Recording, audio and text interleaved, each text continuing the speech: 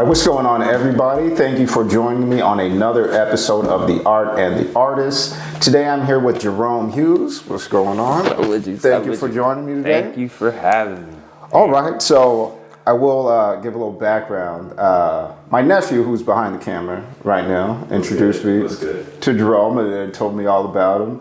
So I am excited. I'm always excited for the young artists too. It brings life to just the art scene in general. So from there, let's get started. Where are you from and where are you currently located right now? Right now, I'm from Patterson, California. It's near Modesto and Sacramento area, known for our apricots. We're a very small town. Currently, I'm located there, and I'm coming back to LA in August. So I come back and forth. So when it's if there's an event coming, I'm coming here. Okay. But then when it's not event time, I'm over there mainly. So, but I'll be out here in LA permanently August. August. Oh, yeah. Okay. All right. So So I know you went to CSUN. Did you come down to this part of town just for college, or you already had people down here? I came down for college. Okay. I wanted to try something different. I was doing film as a film editor, and I was told choose the hardest job. Okay. That's how you always get put on the stuff. Yeah. So at the time, no one liked editing. Yeah. So I was like, okay, I'm the editing guy. Okay. But then I grew to love it, and it became my passion up till when I graduated. No one told me you can't just be an editor. You gotta. There's a ropes you gotta be a post PA. Then you gotta be an assistant editor. Yeah. Then you gotta be an editor. So then I just started wondering, well, why am I doing this then if I can't do the initial thing I wanted? Sure. I did it for money value versus, of course, actual passion. Yeah. No, I get that. Okay, so when did the passion kind of start to outweigh the money? When did a paycheck because it wasn't enough?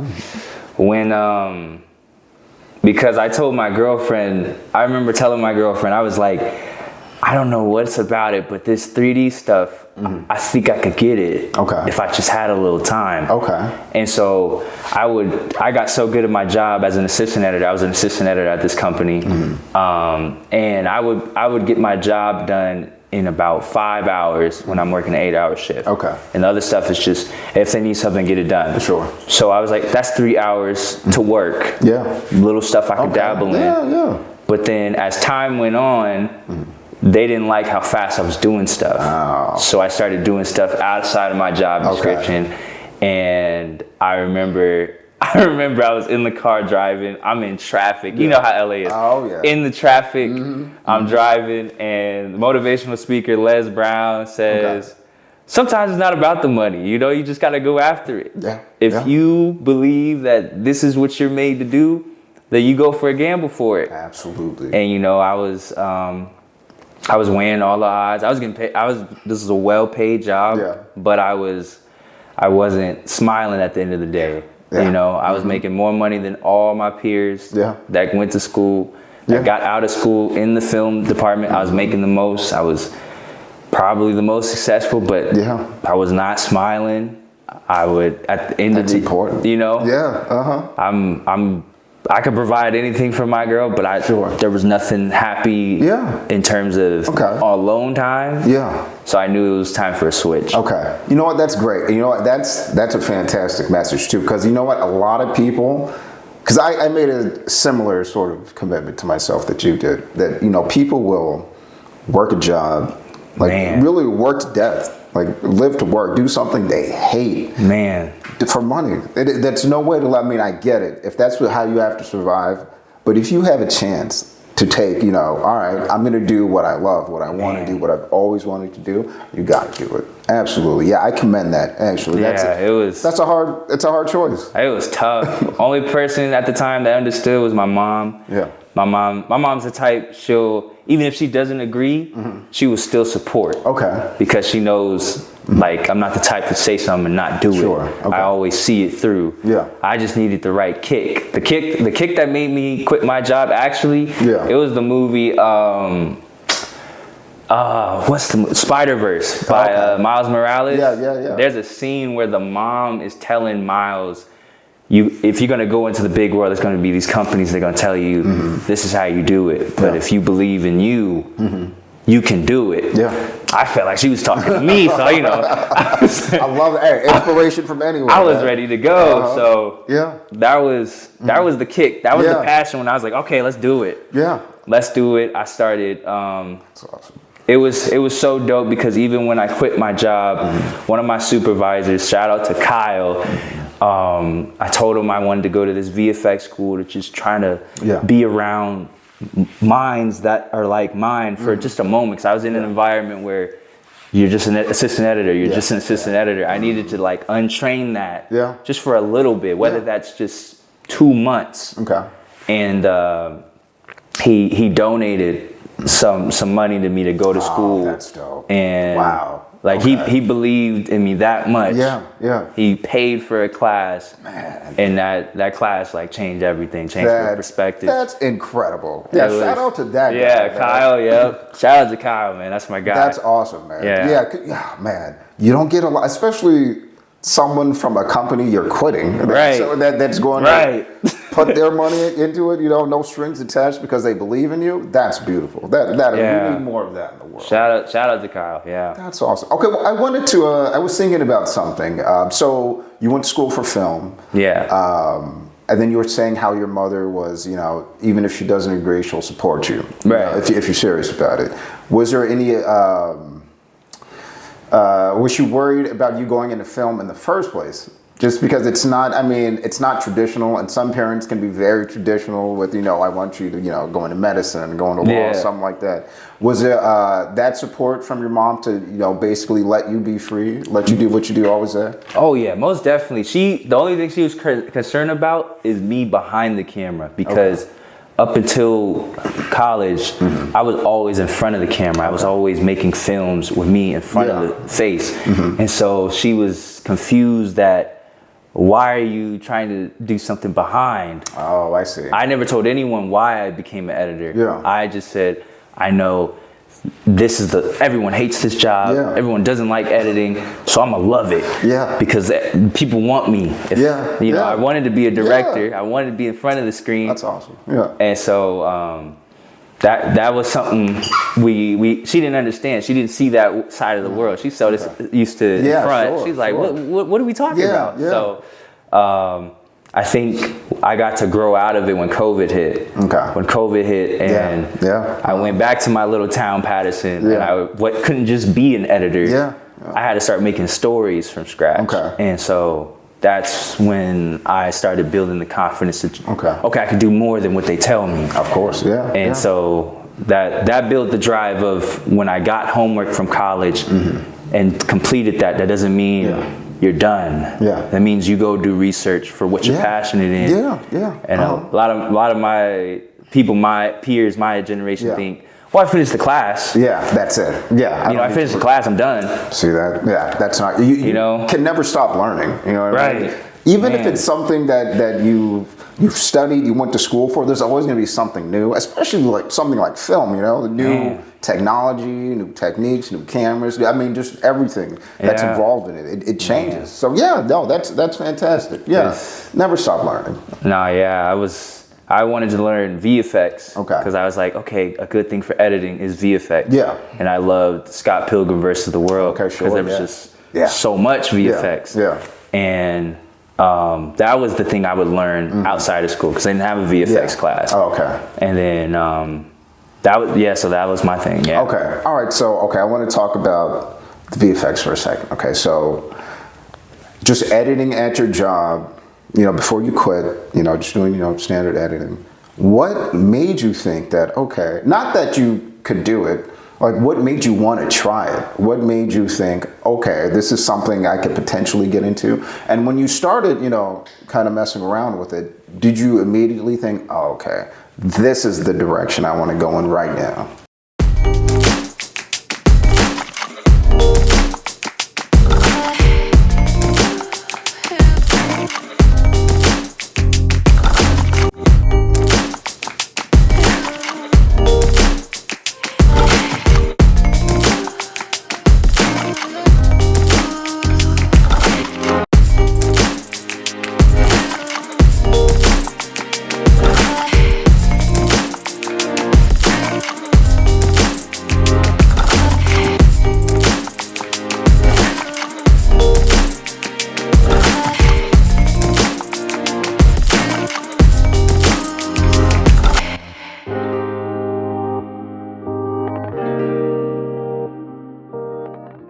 I didn't know VFX itself was a job separate. I thought that was in editing. Oh, sure. Oh, okay. So when I found out that's a separate job, I originally looked for that job, but no one at my school knew those kind of connects. Oh, sure. So I was like, okay, editing's the route. Yeah. But then my job wasn't editing at my job. I was assistant editor. Yeah. So for what a little detail of what assistant editing is, if the shooter gets the footage to you, you're in charge of renaming it, going into the software and setting up folders for the editor, making sure all the takes that are bad are taken out for the editor, and handling any miscellaneous emails that the shooter may have messed up on for the editor, so that when the editor gets there, it's all set up for that's the truth. That was the truth. That was the, hold on, you telling me, and the minimum, and you know, it's the funniest thing, because when you graduate, right, they make it seem as if you're going to be an editor. Sure. But all the companies require you to have 2 to 4 experience of assistant editing. So how are you supposed to have 2 to 4 experience if you've been in school learning the craft? So what really made me want to go and try VFX is like, if I'm going to go all into something, it's got to be something I'm passionate in. You know, like I get, you know, shout out to all the assistant editors. You guys are hard workers. You guys are the MVP. That's wild. The most thankless job, and I salute to any assistant editor. But for me, I said, no, there's just more out there. Like my generation's evolving at such a fast rate. But to truly answer your question on why, if I didn't do the industry route, I say, okay, you got the social media route. Sure. But the problem is, content creators are now becoming editors. Softwares like CapCut and TikTok are able to do what VFX and editors can do. There's AI now that can pre-cut the video for you. Goddamn AI. So we'll talk about that later. We can either complain about AI as an editor, or we adapt. I said, okay, you want to learn editing, and you want to do my job, then I'm gonna do your job. I'm gonna learn how to be in front of the camera. Because I know how to cut correctly. I know how to. I know good sound. You know, so I kind of, because I grew up playing basketball, so I get competitive. I don't get like offended and say, oh man, this is. I said, okay, that's what you want to do. I'll be right back. And I come back and figure it out. So okay, no, that's awesome. You must adapt. That's you know what? That was why. Content creators, they've kind of sort of, I don't want to say they're pushing the technology, but like a lot of technology is aimed at them, you know, especially if they're making money. So I get it. That makes sense. It's easy now. It's very easy. Like I was just telling you, CapCut, it's changed the ball game. Okay. All right. So I want to stay on VFX for a minute, because I saw some of the animations that you had, some of the shorts, fantastic. Thank you so much. I wrote a couple down. There was one called Beach Days. All right, so I want to talk about how these ideas come together, because you are mixing in the VFX with actual, you know, just film that you're putting together. Is it sort of do you work on something VFX first and then go from there? Is it, you know, the stuff you film with the camera first? How do you integrate the two? I write a script first. And then right now I have a 50-page script, but I know I can't shoot it right now. So what I call it cinematic nuggets. And it's where we take scenes that we want to shoot the whole thing. But let's just shoot this scene. And let's, you know, change it a little bit, add our flair to it. And we post that. And what that does is, when you find the right sound and right song to overlay with the shot, I don't know why the audience gets its own attachment to it. And so like that's kind of like my hobby of what I like to do with the VFX. Now 3D in this. This took forever. This I didn't learn this till last year. I only learned this because I went to DreamCon. It's a content creating event with a lot of content creators on YouTube that I used to look up to, and they all used to say, oh, if you ever learn this 3D, hit me. Okay. All right. Okay. So was that the motivation behind it? Or I kept hearing that. Like, I was good at everything, but every time I heard 3D, and then I found out, what the 3D I know is environmental. Okay, sure, yeah. I want to know character 3D. Yeah. Because growing up, I used to get bullied for having big feet. Okay. And man, like from the age of 8 to 13, whatever my age was, that was my size. So yeah. Oh, sure. 9, size 9, 10. Yeah. So I was getting clowned. Yeah. But when I get home, Haters. I was playing video games. Shout out to Kingdom Hearts. Okay. Shout out to Sonic. Yeah. Because you know what they had in common? They all had big feet. They all had big feet and big hands. Yeah. And so I used to think, man, these guys are cool. These guys are the stuff. I need some of that, you know? So when I devoted to making characters, I said, I wrote some rules. I wrote some rules because I never understood why anime shows or video games don't focus on black hair. Yeah. We get we get a stereotype. Yeah. There's 3 or 4 styles, you know, that kind of rotate. You know, now it's like kind of like dreads right now. A little bit. It's the Killmonger. That's what it is. That's the one. So I said, if I'm gonna learn the character stuff, I don't care how long it takes. Yeah.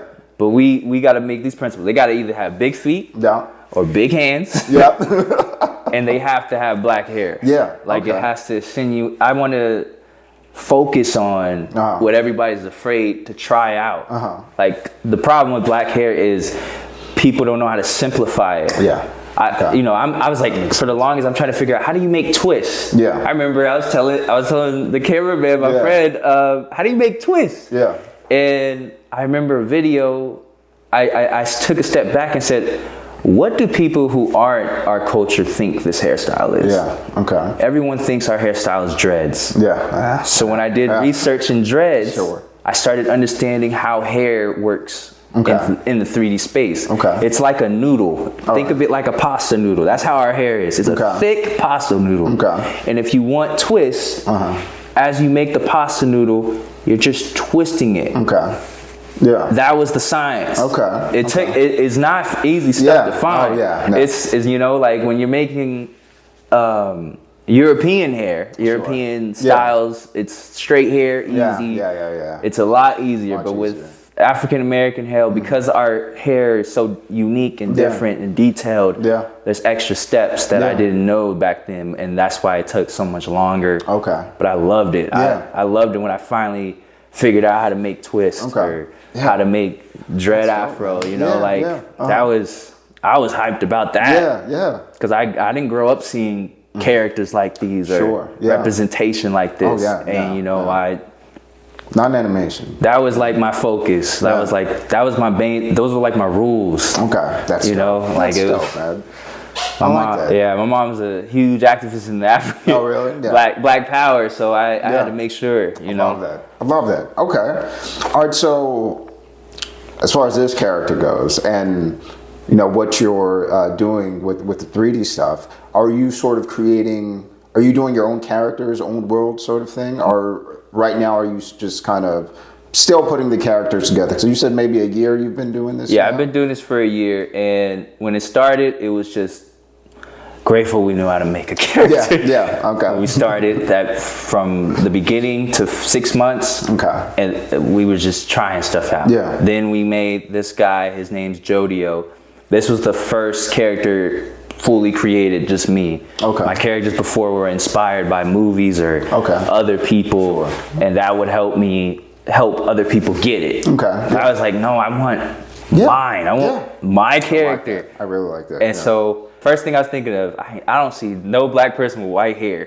Yeah. So I was like, okay, I'm gonna make his hair white. Okay. And then I want variations of them. Yeah. So if you look on my channel, there's 3 variations of them. There's the red one, there's the orange one, which is this one, he's a fire element. There's the blue one, he's the original one, and then I recently made a futuristic one, like a 2088 cyber. And each of them have unique traits, unique qualities, and the big goal is to not only just have portrait pieces, but when I have my own art show, when you're not just going to see these portrait pieces. You'll see a projector playing the animation connected to these pieces, because each piece I have has an animation to it, and like that's how I wanted to stand out. I've got someone that you should probably meet them. Okay, all right, that's a fantastic idea. Okay, Sana, I'm sending him your way.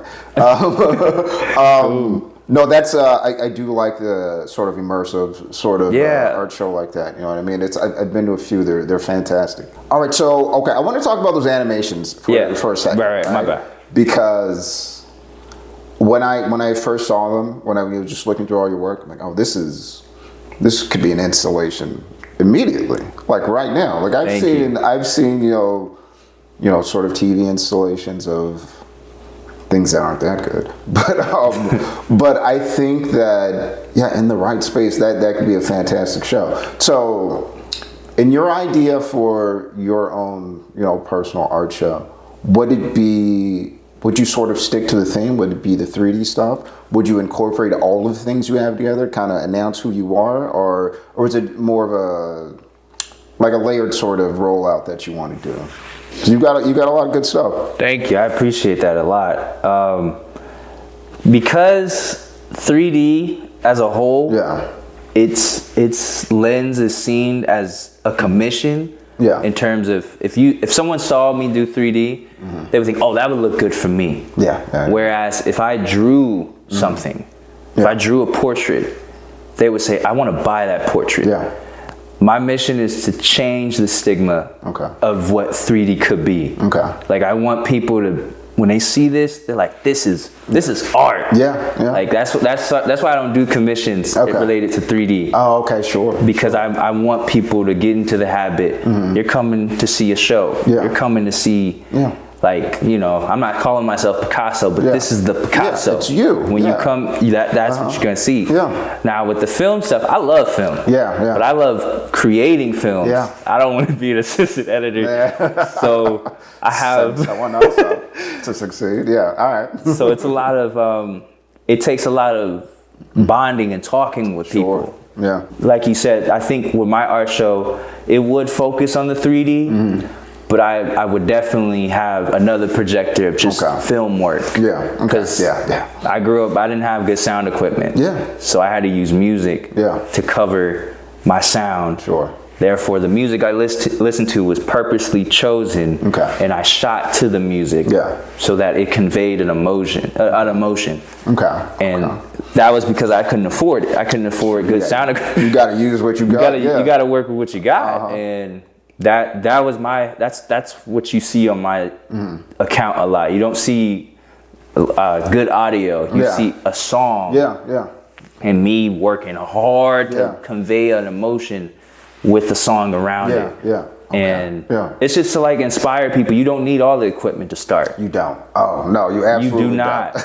don't. I used to record in my bathroom. It had the best lighting. And I was just telling stories. You know, like. No, I get it. My whole setup is balling on a budget, guys. It's hey, you gotta do what you gotta do. But it works.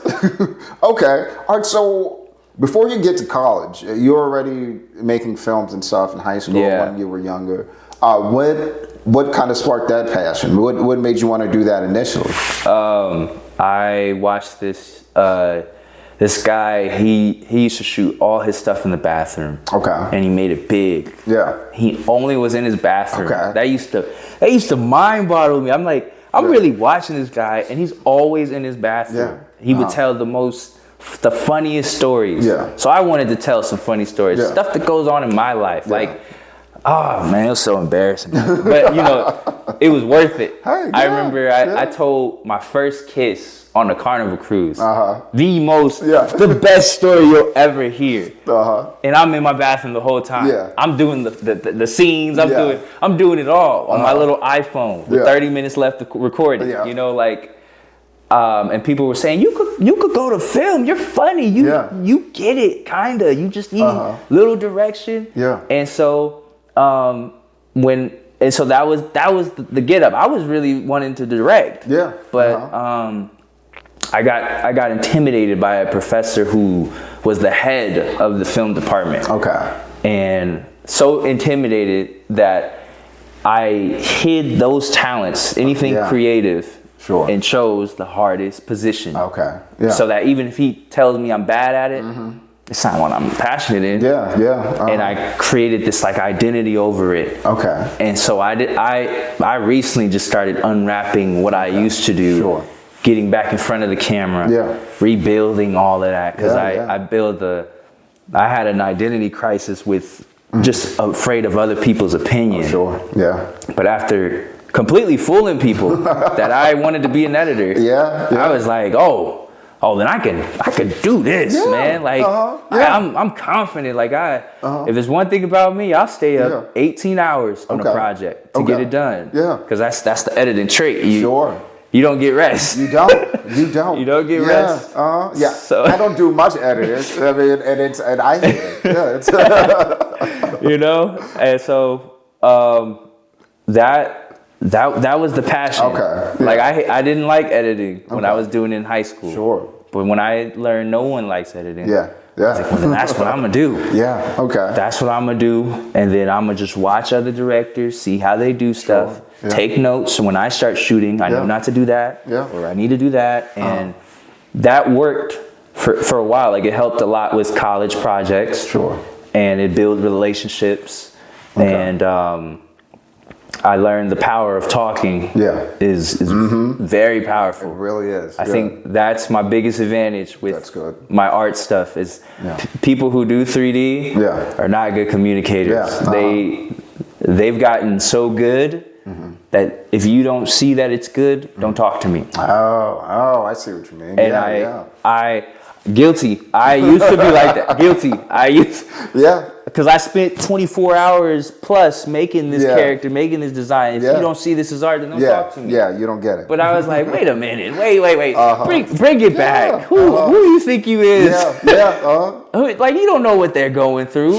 You don't know what happened before you just met them now. So you better present yourself. Say, hi, my name is Jerome. This is the Jodio project right here. This is what I got going on. And I would just practice in the mirror. It would come off the tongue. I needed it ready to go. I started writing in my notes, any person I meet needs to either know I do film or this. They could be nobody.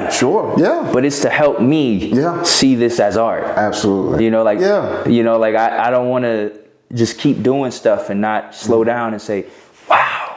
Appreciate it. Absolutely. I've so many talented people have they're just going. And then they're not happy with the numbers, but they don't realize what they looked like 3 weeks ago. It's different. 3 weeks ago you couldn't even do it. Now you're so you have to take the time to appreciate the progress. And people don't do that. They want to get to the end of the race immediately. Like, no, you gotta, it's a marathon, And, man. And as long as you see yourself getting better, I mean, that's all that really matters, really. Because if I could, just talk about myself. Let's hear it.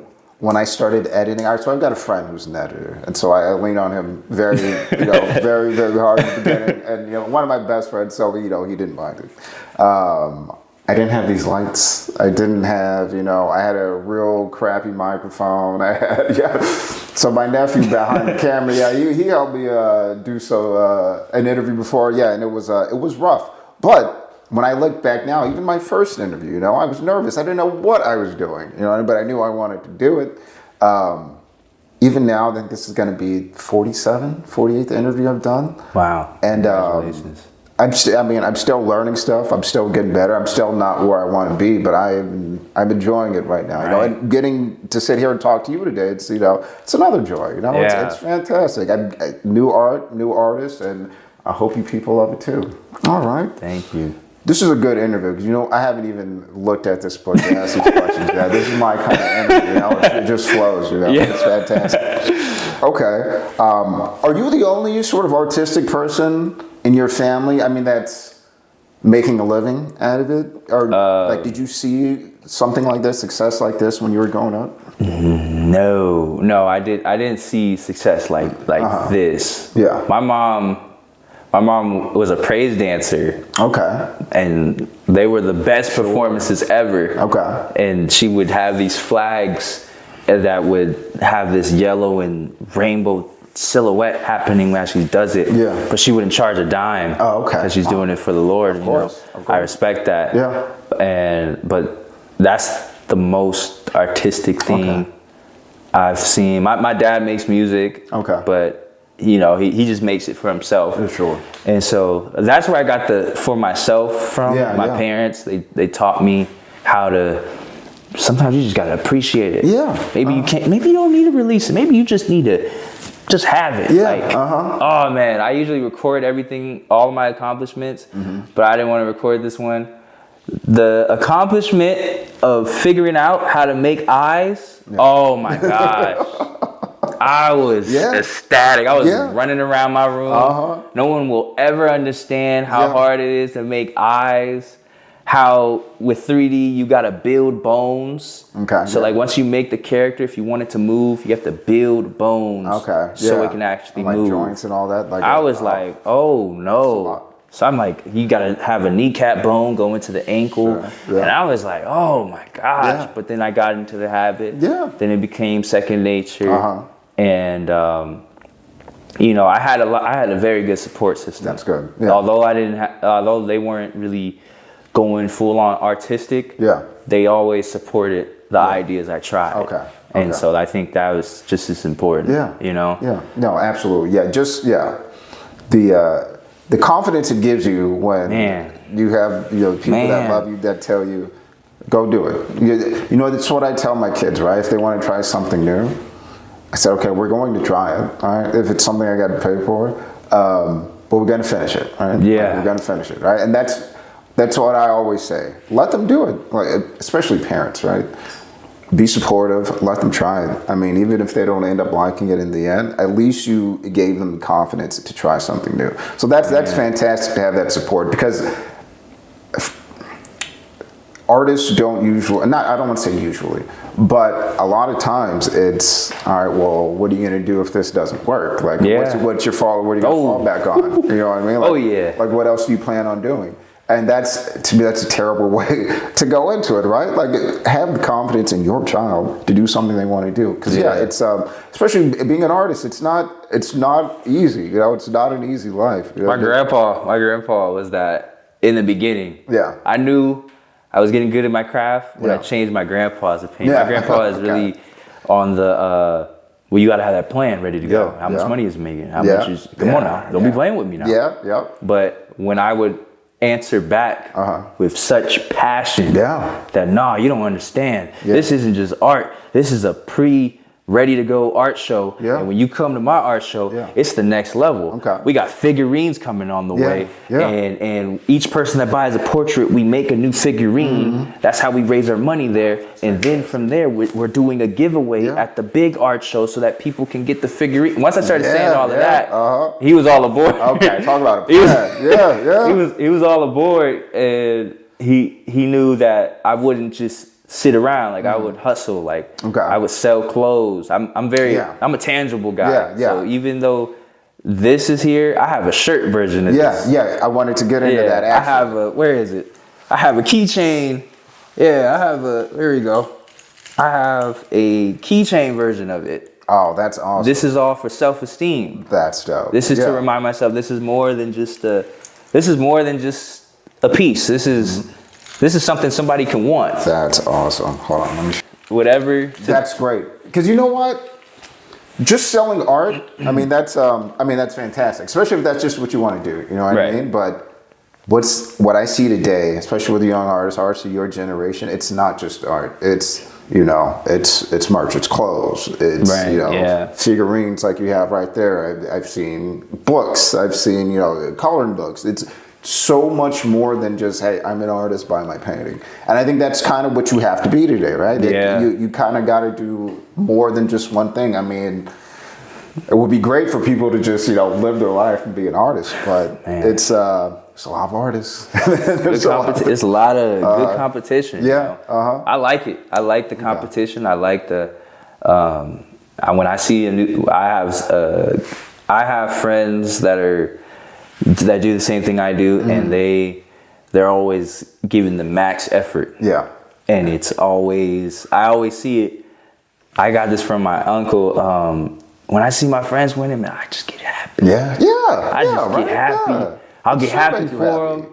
Yeah. And then I get real motivated because I'm about to top that. Yeah. And it's like I'm about to come back. Friendly competition. Yeah. You know? Like I'll support them. Yeah. But I'll be back. I gotta go do what I need to do. Right? And so that's kind of how I've been treating it. That's each one, day by day, just trying to get better. Okay. Grateful because a year ago we was assistant editor. Now, I'm talking with you. Yeah, right. You know. All right. So was that always the idea, though? Have the clothing, have the figurines, have the artwork here. Was it always going to be something bigger? It's bigger than that. The big thing is to shoot a film and just casually have my merchandise.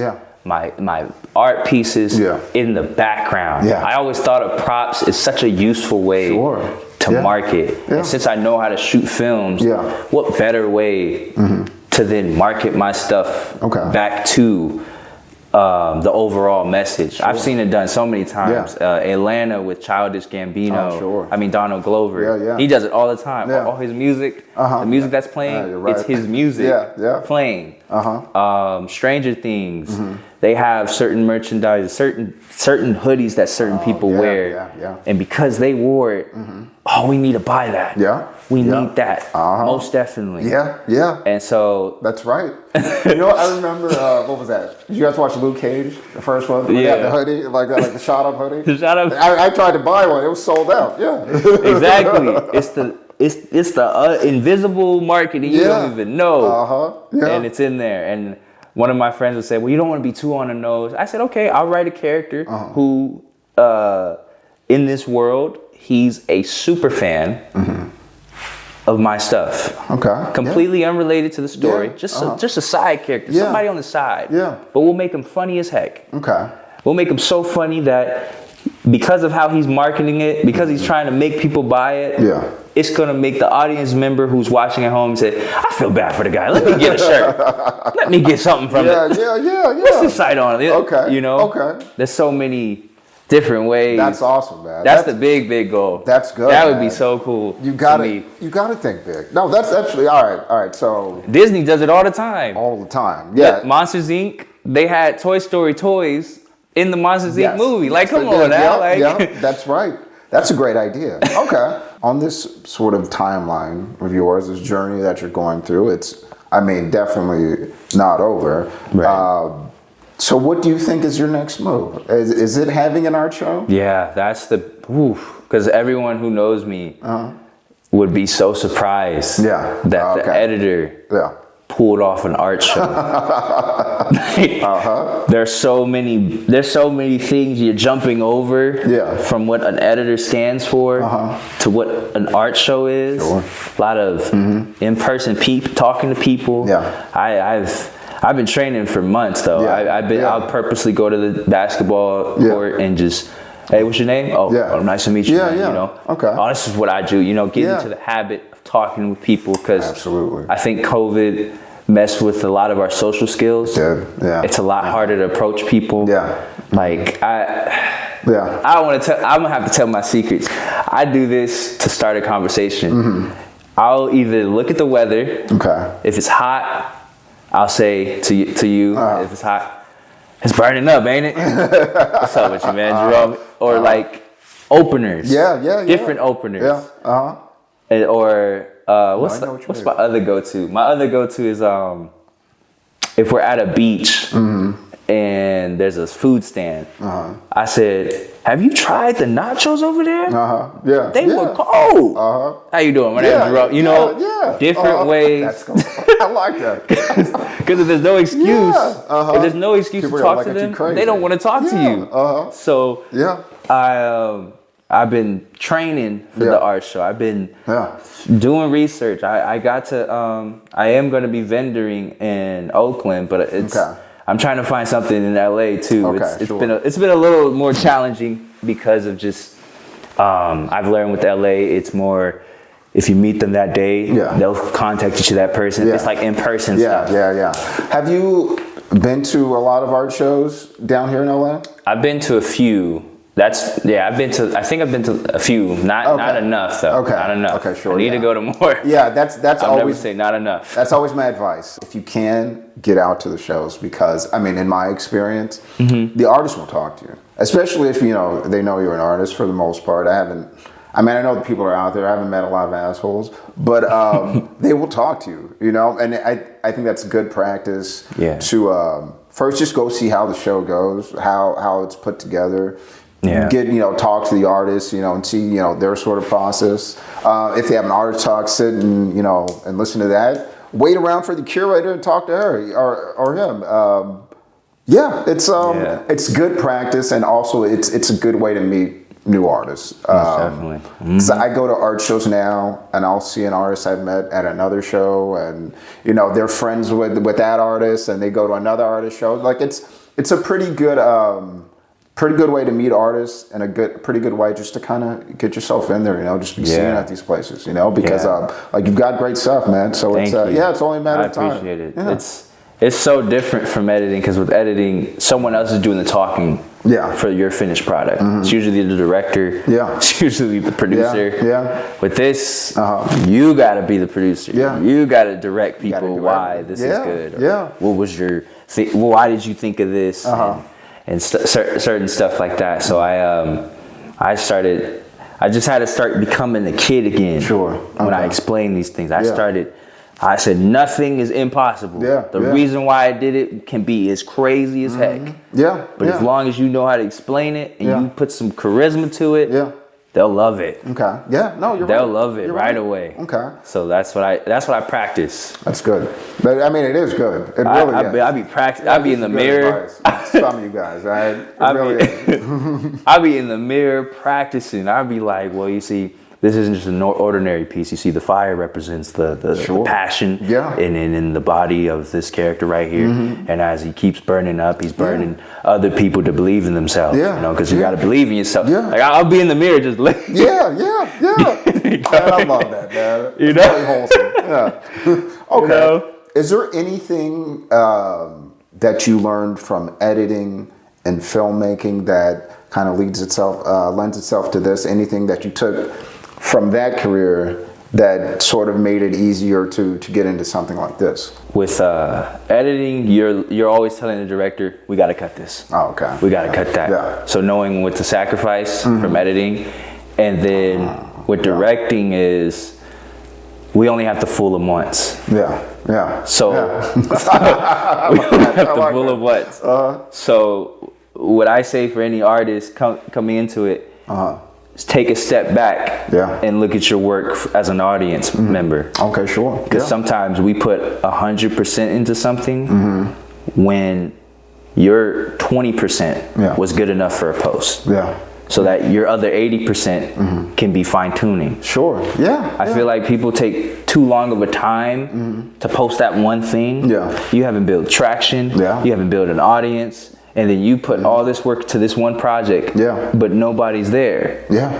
But if you just give them 20% and you put 80 to the big thing, oh man, they're eating it up. Whether that's just you showing, oh, I just made this fire animation, just this part. You just showing, oh yeah, I made that. Or oh, I added the rings. And you put that into a post. Oh, I made the background design, and you put that in a post. You got 4 posts, and by the end of the week, you got the finished product. And you've built. Like that's that. Hey, you should start a YouTube channel, man. I mean, that's great advice. No, that's a good step-by-step plan, man. Yeah, because you know what? I have met a lot of artists who are fantastic, right? And I don't do marketing, or I don't do it well. Oh, man. I mean? Like, I can't do it well. It's easy. I wish I did it better, It's so easy. I'm telling you, the audience eats it all up. You don't even, this generation, you don't even have to talk. We got AI voices who do the talking for you. You just got to type new 3D progress. Check this out. Put the right song under it. Instagram, TikTok, they have all the songs ready to go for you. You put the right song under it. Get the right hashtags underneath. And then just post it. That's it. Man, I like that. A lot of people's 20% is the audience's 100%. Yeah. They're ready to, wow, this guy's talented. Yeah. And then you're like, oh, you ain't seen nothing yet. Yeah. Wait till the 80% come. Yeah. You know? Man, that's good. That's good stuff, man. You know? I like that. That's what the film taught me. Okay. Yeah. That's what they do with movies. Yeah. That's what a trailer is. Yeah. That's exactly what a trailer is. Yeah. It's a 20%. Yeah. It's only taking the big effects. Yeah. The story's not all there. Yeah. So you could come on. Yeah. And then you see the 80%. That's true. Yeah. Yeah. That's awesome. So. Okay. Let me go to some of these pre-prepared questions. I just spent all my time on them. No, I'm just kidding. All right. This is a question I want to ask. Do you think that art in general, is becoming mainstream within your community, the young community? You think it's not so much of, I would say when I was younger, like I was, a kid going to museums and stuff with my dad, but it wasn't a very youthful, sort of thing. You know what I mean? That's true. Yeah. Now I think that also, social media just in general, it's helpful to everyone, but I do feel like it's becoming a little bit more important for the younger generations to, support art and support artists. So, in your opinion, do you think that it's become more of a mainstream sort of artistry, like music or, movies or fashion or something like that? I think because you said the key point, music. Yeah. A lot of musicians want unique album covers. Yeah. Oh, yeah. And so they're going straight to these artists. Yeah. And, for example, the artist Lil Uzi Vert, one of his album covers was not exactly, but heavily inspired by Scott Pilgrim versus the World cover art. Yeah. Okay, and I know what you're talking about.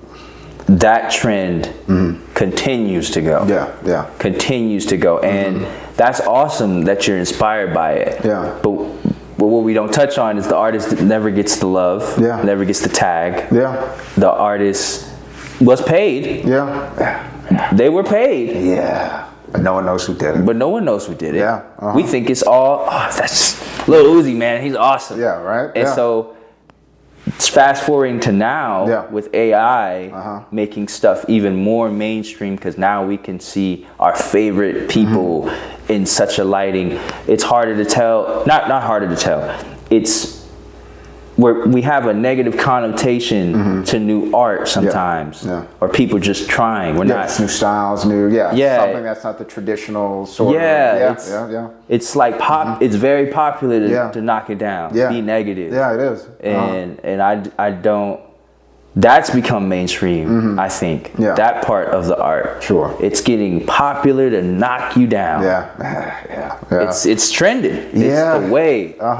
There's not enough support, or if that's true. My big thing, the reason why I do 3D is because I've heard people say, I won't watch an anime if it has 3D in it. Oh, really? I won't watch it. Okay. If you use 3D to put a building in the background, oh no, I'm not watching. They want the traditional sort of. They want how it's always looked. How it's always no looked. Room for change at all. And so that's why I love movies like Spider-Man Across the Spider-Verse, because that broke all the rules. It really did. Broke all the rules. Yeah. It didn't just say, "Oh, we're better than 2D animation." It combined it. That's how art should be. Yeah. It should be hand in hand. Absolutely. But for some reason, we're divided. And we like put each other in these boxes and create separation, saying, no, we're not like you. Yeah. We're all art. Why aren't we working together? Absolutely. Yeah. Your process is hard, but my process is hard too. Yeah. I don't draw, but I'm a sculptor. I have to understand anatomy on a different way. Sure. I have to know how the jawline goes, and I have to build bones just to move certain. Yeah. So it's to answer your question, I think yes, it's been mainstream. The art's been mainstream. Okay. But only the negative side. Oh, yeah, okay. I think it's mainstream to say something negative about new art. Yeah. People are quick. Yeah. They'll take screenshots, zoom in on that part. That's true. Do you see that? Yeah. He forgot to. Yeah. You know what? That just reminded me of.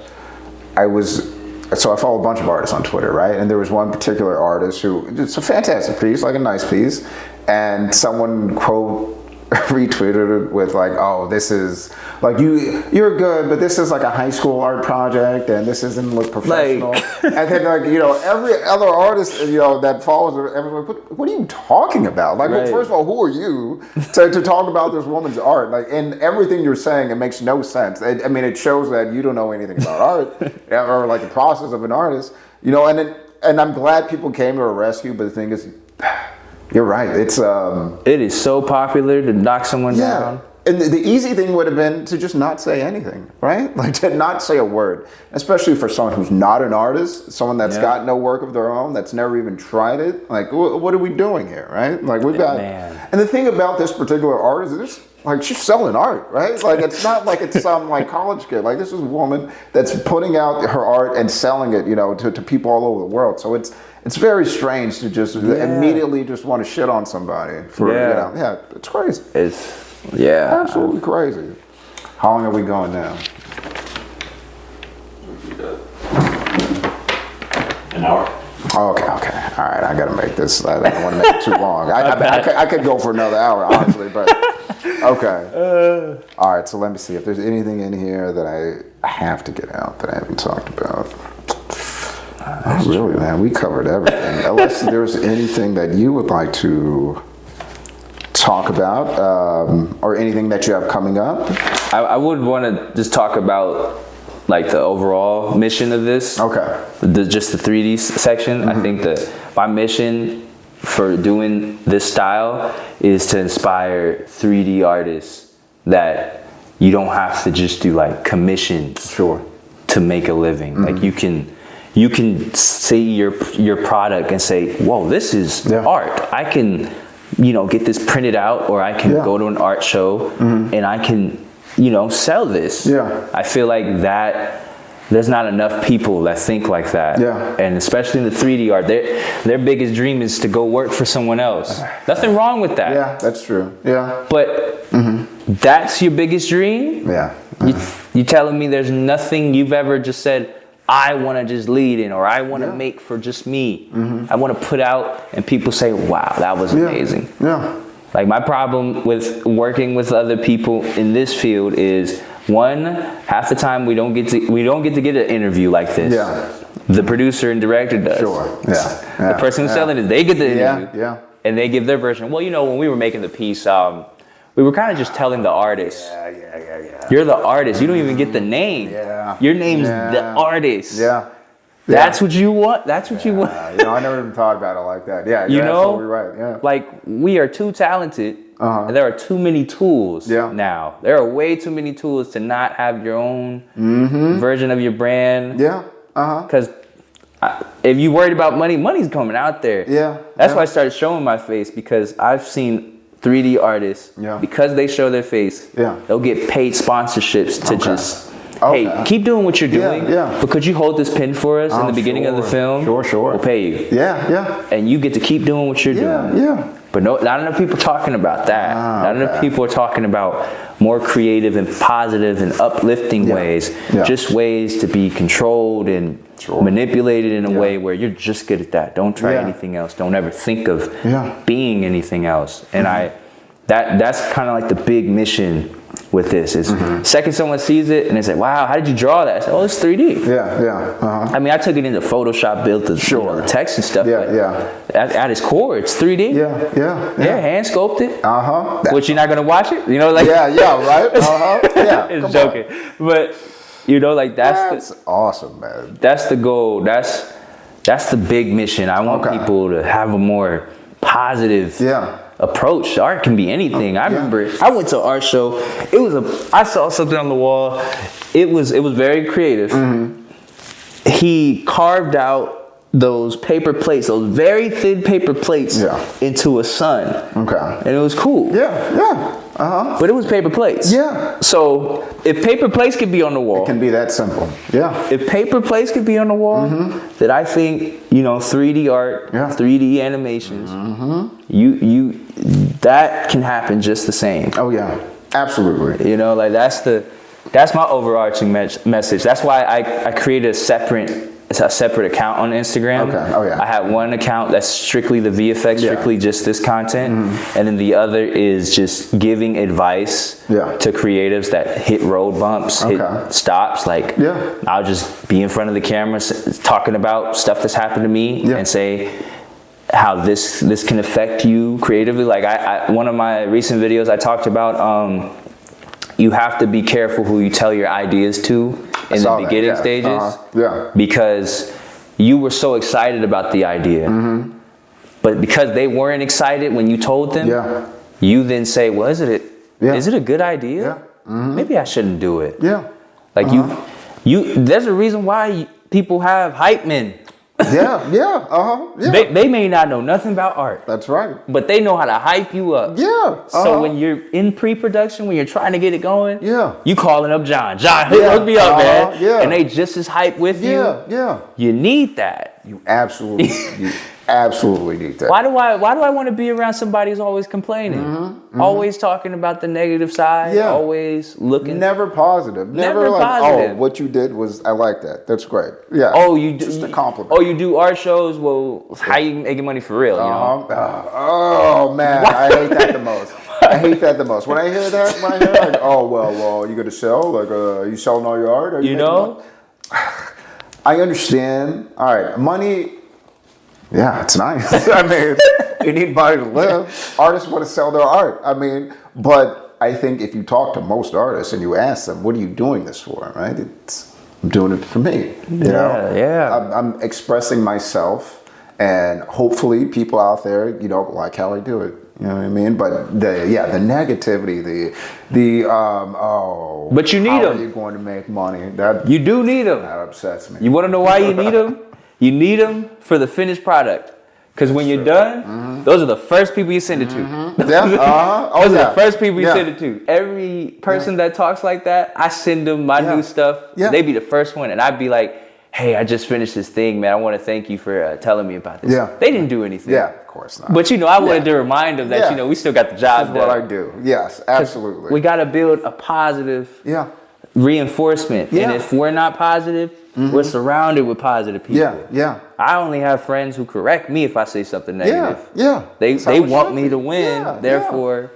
Absolutely. You know, like... Absolutely. Yeah, get those negative people out of your life, right? And also, I am a fan of subtly rubbing your success in someone's face. I'm a big fan of that, right? So, yeah, that's great. Yeah, I like that. Man, there are so many... I know so many people who have such good ideas. But because of just little creative bumps that they come across, they're so stuck in it they don't know. We got a lot done. Let's go celebrate for a day. Come back. Reset. And all kind of stuff that my friends just said. Just start recording and give the advice that way. People will.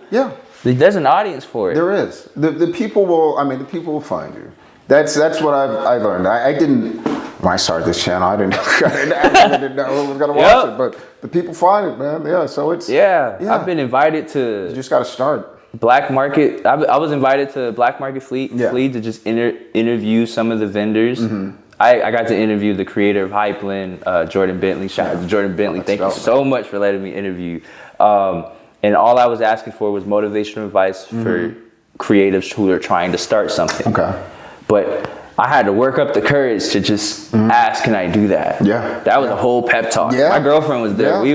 I was like, I don't know, man. He's kind of busy, you know? But then I was like, how much would this benefit everyone else? Seeing that a guy from Patterson met the creator of a clothing company and managed to get a question out of him that will benefit others. Like that's fantastic. That's a great way to you know, and it's all from just that talking aspect, you know, breaking out. Of course, I did use one of my traits. You know, I said, "Man, how are these fries?" You know what I mean? Hey, how you doing, Jerome? Hey, however you got to get in. However you got to get into that conversation. Yeah. You know? It's very important, too, because, I mean, with the advent of social media, people don't know how to talk No, to they people. don't. You know what I mean? My God. Or they think the internet is real life, right? And so when they're trying to talk to people, they're talking like, some dumb skit they've seen on YouTube. It's just getting out and talking to people and, like you do, like introduce yourself. It goes a long, long way. It really does. I am a testament to that. And I had the same sort of thing. When I started this, I'd be at an art show. I'm like, I think that's the artist. Should I go talk to them? I'm going to wait for a second to talk to the curator. Yeah. Now it's no. All right. Like I've done this, so many times now. And if it's something you want to know, someone you want to talk to. Yeah. Not even, this person can help me. That's not even what I mean. It's all right. At least get your name out there, right? Let them know what you do. They don't even have to let them know what you do. Just talk. Have a conversation. Yeah. You know what I mean? Just talking to someone could lead to so many other things. Yep. And that's it. But you gotta, people have to be real. My girlfriend gave me the insight on how people think. People's auras, I guess, are intimidating. And that's what makes people not want to talk to them because they're just like, I don't know, he's too cool. Yeah. But once you talk to them, they're the biggest goofball you've ever met. But getting over that is tough. I will say that is tough. I had, before I got natural at it, I would copy my grandpa. My grandpa, when he sees somebody, he'll be like, "What's crackin' lagging, baby? How you doing? All right. You living good? Yeah. Okay. What you up to?" That's his opener. Yeah. So I was using that. Okay. Yeah. And then they say, "You sound old." I said, "I need to flip it up." I need to flip it up. And then I started putting my own touch, my style. So I would. That's good, man. That's talking to somebody. Yeah. It goes so far. It really does. It absolutely does. All right, man. That's you've. There's big things in your future, man. I can tell, man. I appreciate you are the art is fantastic.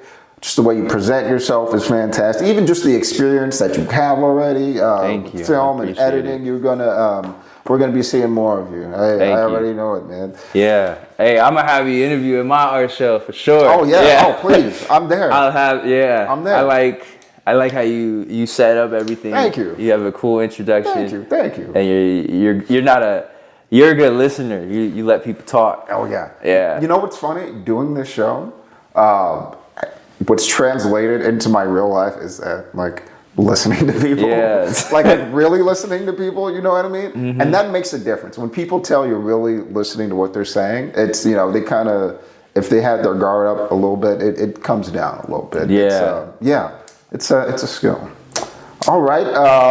You've already given some advice. But before we go, if there's one piece of advice you'd give to a young artist or advice that you wish that you had gotten when you first started getting into really changing careers, really, what would that be?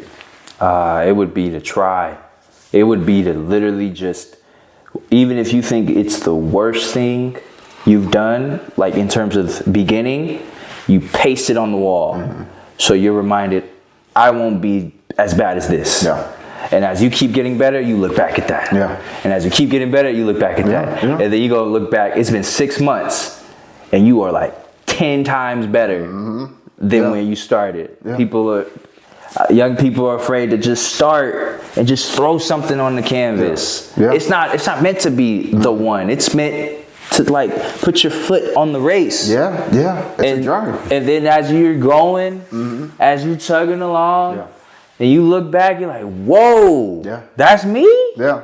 Really look back. Really look back after a set of time and just say, whoa, that's me. Yeah. And just go all in. Yeah. Don't worry about everybody. Just go all in. I agree. I was an assistant editor a year ago. Now they call me an artist. You know, like that's that's the kind of thing happens with trying, with just having the confidence to say, no, I could do it. Yeah. And if I don't know how to do it, I'm gonna ask the questions. Yeah. I'm gonna go ask as many questions. Absolutely. I've got this quote posted on my visor on my car, and it says, I saw it somewhere online, and it said, if you can't stop thinking about it, don't stop trying. And that's kind of how like all of this came together. It's really, if you're thinking about doing it, just do it. Like, Yep. what's the harm in at least trying? You know what I mean? So yeah, that's fantastic. I got the quote. Advice. Thank you for telling me that. I got the quote. Here's the quote I used throughout my whole journey, and I still use it now. It's from Eric Thomas, and he says, "If you fall down, land on your back, because if you can look up, you can get up." Yeah. And like that. I like that. That's the woo. All right. That's the one. Man, all right. I think that's a good place to end this. Man. Yeah. That was perfect. Best place for people to reach you. Definitely Instagram at spyfroman_VFX if you want to see the art. If you need some motivational advice, just type in spyfroman and you're just going to get some motivational tips. Yeah. Either motivational tips or struggles I've went through and overcame. So hopefully you've related or maybe you can avoid. And just positive affirmations on both channels. Man, I love that, man. The positive energy is contagious with me. Man. Absolutely. Jerome Hughs, everybody. Thank you so much. And like I said, I'm sure the world will be seeing more of you soon. Thank man. you. I Love appreciate it. Thank you. All right, guys. Peace. See you next time.